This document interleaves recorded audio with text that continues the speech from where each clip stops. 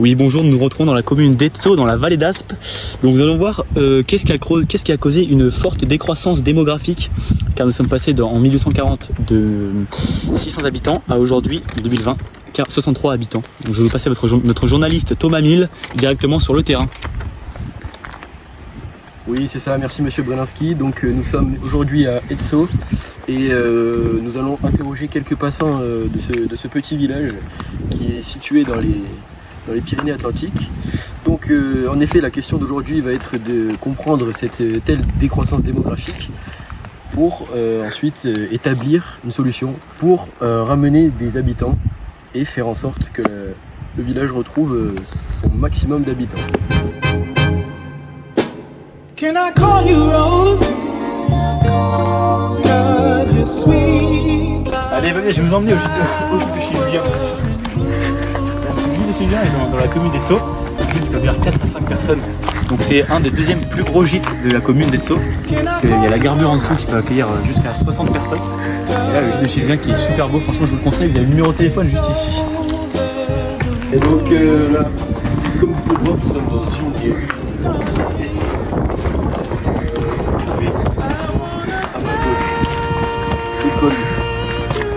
C'est une école primaire avec de jeunes enfants. Et juste à côté, nous avons un ancien terrain de foot. Il n'y a plus de cage, mais c'est pas grave parce qu'on peut quand même jouer au ballon ici sans déranger trop le voisinage. C'est ça qui est plutôt bien. Et nous avons également une aire de jeu pour nos jeunes enfants. Comment parler d'Etso sans ce magnifique panorama juste ici. Nous sommes donc à la vallée.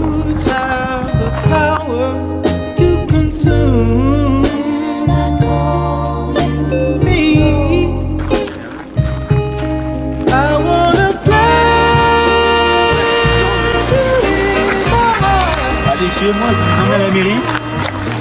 Une des plus grosses infrastructures de la ville. Du Nord, qui est malheureusement pas mal jusqu'à aujourd'hui. D'ailleurs, la nourriture est délicieuse. Donc la mairie qui fait office de poste communal, ce qui est très intéressant pour essayer d'aller jusqu'à Oloron ou les villages d'à côté pour pouvoir aller porter les bêtes. Et donc il y a bientôt les nouvelles élections municipales qui vont se dérouler d'ici quelques mois. Et puis voilà, vous avez même le panneau pour voir les nouvelles nouveautés qui viennent dans les semaines qui arrivent. On peut voir qu'il y a pas mal de tourisme quand même dans cette commune. Et il y a aussi une bibliothèque qui n'est pas énorme mais qui fait office de culture pour la commune, qui est quand même très intéressante.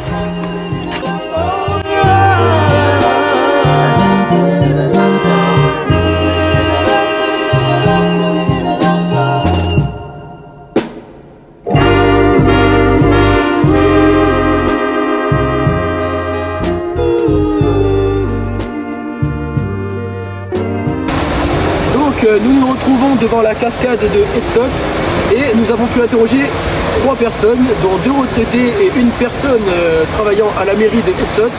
Donc ce village de 63 habitants qui a vu son nombre d'habitants chuter d'à peu près 600 personnes. Cela est dû à, premièrement, une désertification médicale. En effet, une personne que nous avons interrogée nous a dit qu'il était primordial d'avoir une maison médicale non loin d'un village de retraités. Parce qu'en effet, les personnes qui vivent à Etso sont des retraités, des gens qui ont plus de 60 ans. Il est donc difficile pour eux de se déplacer. La maison médicale la plus proche est à B12, qui est à 10 km. Nous nous trouvons ici à 30 km de Oloron-Sainte-Marie, qui est donc la plus grande ville autour de Etso, où les gens peuvent aller faire leurs courses ou alors se divertir dans des lieux comme des cinémas ou alors voir des matchs de sport. Et donc nous avons récolté quelques endroits marquants de ce cadre. Se trouve un bâtiment historique à 1 km d'ici, pas très loin donc, le fort de Portalet, où a été enfermé le maréchal Pétain pendant quelques semaines. Donc c'était une prison. Nous nous retrouvons donc à plusieurs mètres d'altitude devant le fort du Portalet, cette magnifique prison de l'ancien temps qui a été creusée donc dans la vallée, comme vous pouvez voir. Et c'est ici qu'était enfermé le maréchal Pétain pendant quelques semaines. Vous voyez ici une cellule. Magnifique. Le pont de l'Esquin est donc le lieu de travail qui est une usine où quelques ouvriers travaillent, mais malheureusement ce n'est pas assez pour faire vivre une commune. Donc, Etsoth était notamment une ville qui accueillait des bergers dans l'ancien temps. Donc des bergers étaient habités donc ce petit village qui formait à peu près 600 habitants, des paysans et des bergers qui travaillaient ici. Et par le temps, l'industrialisation donc encore une fois a fait disparaître ces anciens métiers. Et donc c'est pour ça qu'aujourd'hui il est beaucoup plus dur de fixer des jeunes dans ces petits villages avec beaucoup moins de travail.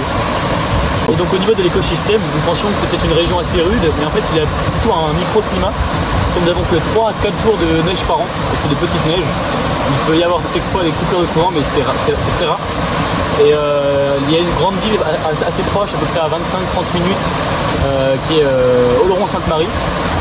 Et donc malheureusement, il pourrait être mis en place des infrastructures pour mettre en valeur l'écosystème, mais le budget ici attribué à cette commune est très peu, est très maigre, et donc malheureusement ils ne peuvent pas faire de grandes choses, parce que ils sont entre deux grandes vallées, entre la vallée où il y a toutes les stations de ski. Donc malheureusement le budget est très pauvre pour pouvoir mettre en valeur cet écosystème magnifique. Et d'ailleurs il y a par ici le GR10 qui passe, donc une grande randonnée qui traverse les Pyrénées, qui fait à peu près 900 km, donc une énorme randonnée. Et donc il y a ici des gîtes pour pouvoir dormir, des gîtes de pèlerins. Et il y a aussi un projet de voie SNCF autour d'ici qui pourrait ramener un grand nombre de travailleurs pour redynamiser la ville d'Etsoth. Donc après vous avoir présenté la commune d'Etsoth, nous allons présenter les atouts de la commune. Donc on a des montagnes bien évidemment, des forêts énormes avec une bonne biodiversité, des rivières avec des bons poissons comme des truites par exemple, et un paysage remarquable avec de l'air pur. Ensuite nous avons donc une présence de biodiversité, comme je l'ai dit, assez riche, donc avec la faune des Pyrénées, la flore de la montagne. Nous avons une eau de très bonne qualité, donc avec des sources qui coulent à foison dans la montagne. Donc à côté d'Etsoth, nous avons beaucoup de services écosystémiques. Donc, par exemple, comme on a de très grandes forêts qui captent un maximum de CO2, donc, ce qui est très bénéfique pour l'environnement. Et on a comme j'avais dit, de grandes ressources en eau, donc des énormes sources d'eau qui coulent partout dans la montagne, donc pour les habitants et les entreprises. Et donc pour finir, on a de grands atouts humains et culturels. Donc par exemple, on a des villages authentiques, donc Etsoth est un village authentique qui garde une certaine culture de l'ancien temps, et donc avec des habitants qui sont attachés à leur patrimoine. Voyons ensuite les problèmes écologiques et sociaux. Donc nous allons voir ça en 3 parties. Nous avons tout d'abord le dépeuplement et l'abandon des terres agricoles, la perte de diversité des paysages et la fermeture des milieux. Ensuite, nous avons la disparition des services publics et des emplois, donc la perte d'attractivité pour les jeunes. Et enfin, les risques d'artificialisation ou de tourisme excessif si la nature n'est pas gérée durablement. Et quatrièmement, j'avais oublié, excusez-moi, nous avons des difficultés d'accès numérique et géographique, donc nous sommes dans un isolement économique. Donc, enfin, pour clore cet exposé, nous allons voir les projets et les solutions possibles pour remédier à ces isolements de la ville d'Etsoth. Donc, ces projets sont divisés en 5 parties tout simplement. Nous avons d'abord pour le projet de créer une filière de tourisme écologique, donc des hébergements éco-responsables, des randonnées guidées sur la faune et la flore, et surtout valoriser le GR10 qui est dans les Pyrénées. Ensuite, nous tenons à cœur d'encourager l'agriculture durable, le soutien aux petits éleveurs, les circuits courts, les ventes locales de produits fermiers. Ensuite, il faut valoriser la ressource de l'eau, donc développer des micro-centrales hydrauliques. C'est le cas de l'Esquin par exemple, avec de nombreux employés qui sont au pont de l'Esquin dans cette centrale hydraulique. Ensuite, nous pouvons renforcer la connexion numérique et les services, donc l'accès à la fibre notamment, les espaces de télétravail, pour attirer des entreprises respectueuses de l'environnement bien sûr. Et enfin, pour clore donc cette diapositive, nous pouvons parler de sensibiliser la biodiversité tout simplement, comme par exemple des panneaux pédagogiques, des sentiers écologiques et des projets scolaires sur la nature locale évidemment. Donc je tiens à cœur et je vais remettre en forme cette ville d'Etsoth aux prochaines élections.